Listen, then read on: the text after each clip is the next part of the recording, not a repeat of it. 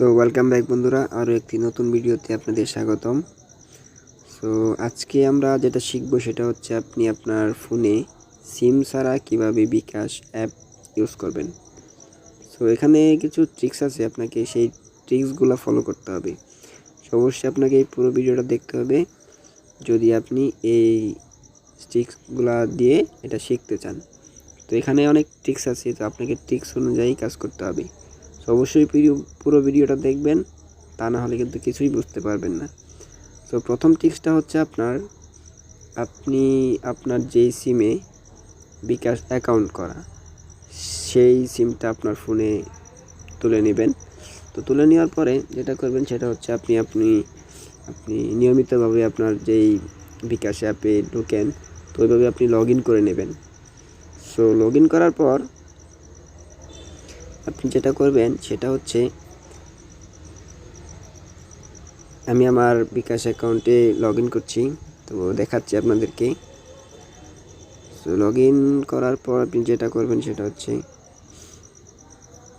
এরকম ইন্টারফেস আসবে। যখন আপনার এরকম ইন্টারফেস আসবে তা আপনি কিন্তু স্বাভাবিকভাবেই লেনদেন করতে পারবেন। সো তারপর যদি আপনি সিম ছাড়া আপনার বিকাশ এই অ্যাপটা ইউজ করতে চান আপনার এই ফোনে, তাহলে যেটা করবেন সেটা হচ্ছে আপনি এই অবস্থায় রেখে সিমটা খুলে ফেলবেন। আমি আবার বলছি, এই অবস্থায় রেখে সিমটা খুলে ফেলবেন। তো সিম খুলে ফেলে আপনি কিন্তু খুব সহজেই এই অ্যাপসের মাধ্যমে বিকাশ ইউজ করতে পারবেন সিম ছাড়া। তো এখানে আরেকটা ট্রিক্স আছে, সেটা হচ্ছে আপনি ভুলেও কখনো, যদি আপনার সিম না থাকে ফোনে, তাহলে আপনি ভুলে কখনো বিকাশ অ্যাপটা আপডেট দিবেন না। যদি আপডেট দেন তাহলে কিন্তু আপনার পুনরায় আপনাকে কোড পাঠানো হবে, তো পুনরায় কিন্তু আপনার সিমটা তোলা লাগবে।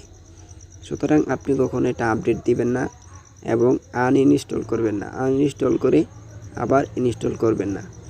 যদি আনইনস্টল করে ইনস্টল করেন তাহলে কিন্তু ওই সিমটা আবার এই ফোনে প্রয়োজন পড়বে।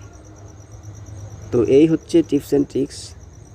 যদি ভিডিওটি ভালো লাগে দয়া করে একটা লাইক করে দিন, অবশ্যই চ্যানেলটা সাবস্ক্রাইব করবেন, পাশে থাকা বেল নোটিফিকেশনটি অল করে দেবেন, যাতে পরবর্তীতে আরও নতুন নতুন ভিডিও আমি আপনাদের মাঝে উপহার দিতে পারি। ধন্যবাদ।